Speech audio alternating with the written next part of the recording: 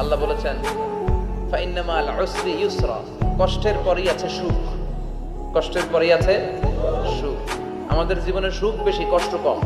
কয়দিন না খেয়েছিলাম, কয়দিন বিপদে পড়ছি, কয়দিন ডাকাইতে ধরছে, এক মাসের মধ্যে অসুস্থ থাকি কয়দিন আর সুস্থ থাকি কয়দিন, এটা হিসাব করে না। অসুস্থ যে ছিল খালি এটা খেয়াল রাখে, আছে না নাই?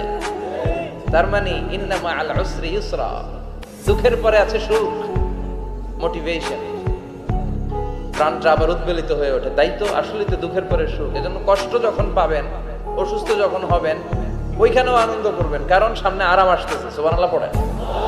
মুমিনের হারাবার কিছু নাই, দুঃখ পাওয়ার কিছু নাই। মুমিন অসুস্থ হলে অসুস্থতার মাধ্যমে তার রোগের মাধ্যমে তার গুনাহ ঝরে যায়, সে আল্লাহর কাছে প্রিয় হয়ে ওঠে। তা আমাদেরকে কেউ হারাইতে পারে? কথা বলেন, আমাদের কেউ ভয় দেখাইতে পারে? মোটিভেশনাল সূরা।